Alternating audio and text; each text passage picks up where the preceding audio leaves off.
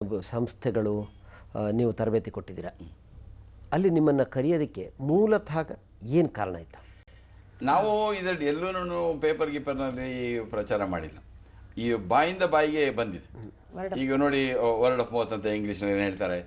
ನಾವು ಇದರಲ್ಲಿ ಕರ್ನಾಟಕದಲ್ಲಿ ಮೈಸೂರು ಮಿನರಲ್ ಸಂಸ್ಥೆಯಲ್ಲಿ ಕರ್ನಾಟಕದಲ್ಲಿ ಎಲ್ಲ ಕಡೆ ತರಬೇತಿ ಮಾಡಿದ್ದೀವಿ. ಕರ್ನಾಟಕ ಗೃಹ ಮಂಡಳಿಯಲ್ಲಿ ಎಲ್ಲರಿಗೂ ತರಬೇತಿ ಮಾಡಿದ್ದೀವಿ. ಆಮೇಲೆ Karnataka power corporation website biodata ನೋಡಿದ್ರೆ ಕರ್ನಾಟಕದ ಹೆಚ್ಚು ಕಮ್ಮಿ ಎಲ್ಲ ಸಾರ್ವಜನಿಕ ಬೆಸ್ಕಾಮ್ ಕೋಲಾರದಲ್ಲಿ ಅಲ್ಲಿ ಮಾಡಿದ್ವಿ. ಅಲ್ಲಿ ಕಡೆ ಎತ್ತರದ ಮಟ್ಟದ ಅಧಿಕಾರಿಗಳಿಂದ ಹಿಡಿದು ಈ ಪೌರ ಕಾರ್ಮಿಕರು ಲೈನ್ ಮನೆಗಳು ನಮ್ದೇನು ವಿಶೇಷ ಎಲ್ಲರನ್ನು ಒಟ್ಟಾಗಿ ಕೂರಿಸಿ ಮಾಡ್ತೀವಿ. ಇಲ್ಲ ಒಂದು ಮೇಲಿಂದ ಮಾಡ್ಕೊಂಡ್ಬರ್ತೀವಿ. ಯಾಕೆಂತಂದ್ರೆ ಅಲ್ಲಿ ಟಾಪ್ ಟು ಬಾಟಮ್ ಅಪ್ರೋಚ್ ಅಂತೀವಿ.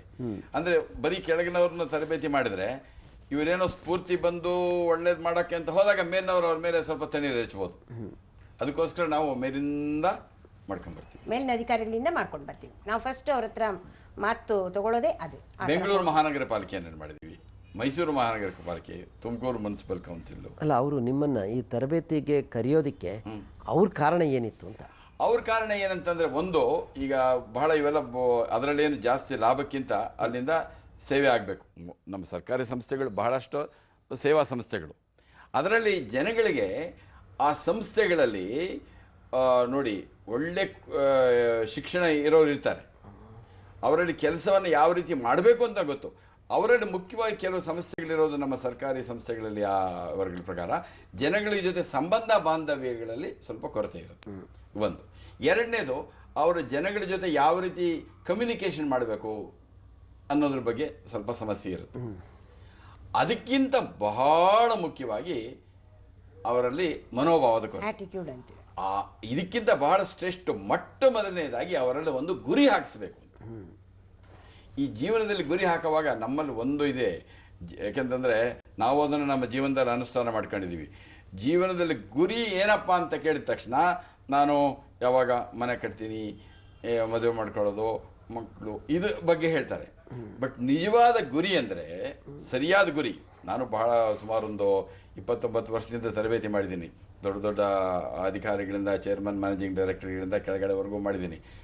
ಬಹಳ ಜನಗಳಲ್ಲಿ ಎಲ್ಲರೂ ಒಪ್ತಾರೆ, ಜೀವನದಲ್ಲಿ ನನಗೆ ಬೇಕು ಯಶಸ್ಸು ಮತ್ತು ಆನಂದ. ಯಶಸ್ಸು ಅಂದ್ರೇನು, ಗುರಿ ಸಾಧನೆ ಅಂತ.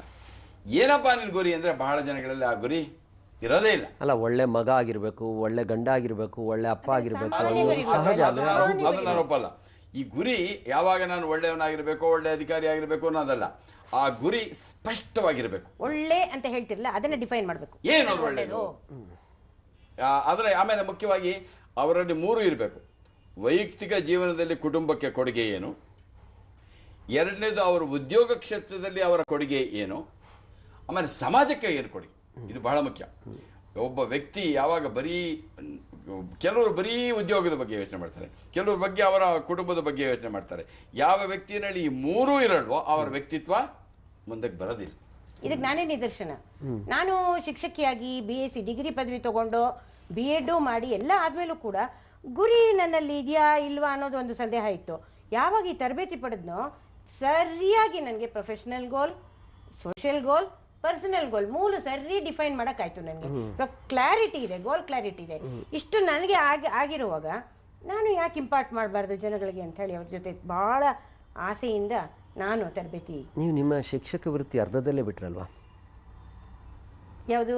ನಿಮ್ಮ ಶಿಕ್ಷಕ ವೃತ್ತಿನ ಅರ್ಧದಲ್ಲೇ ಬಿಟ್ರಿ. 20 ವರ್ಷಗಳ ಕಾಲ ಅಂದ್ರೆ ಇನ್ನೂ ಒಂದು 10-15 ವರ್ಷ ಕೆಲಸ ಮಾಡಬಹುದಾಗಿತ್ತು. ಪರವಾಗಿಲ್ಲ. ಆದ್ರೆ ನನಗೆ ಇದ್ರಲ್ಲಿ ಬಹಳ ಇಂಟ್ರೆಸ್ಟ್ ಬಂತು. ಹೇಳಿದ್ನಲ್ಲ, ನನಗೆ ಈ ವ್ಯಕ್ತಿ ವಿಕಸನ ಅನ್ನೋದು ಇಷ್ಟರ ಮಟ್ಟಿಗೆ ಸಾಧ್ಯ ಅನ್ನೋದು ನೋಡ್ತೀನಿ, ಪರಿವರ್ತನೆ ಆಗೋದು. ನಾನು ಜೊತೆನಲ್ಲಿ ಹೋಗ್ತಾ ಇದ್ದೆ, ಸ್ಕೂಲ್ ಇದ್ರೂ ಕೂಡ, ಶಾಲೆಗೆ ಅಟೆಂಡ್ ಮಾಡ್ತಿದ್ರು ಕೂಡ ಜೊತೆನಲ್ಲಿ ಹೋದಾಗ ನೋಡ್ತಾ ಇದ್ದೆ.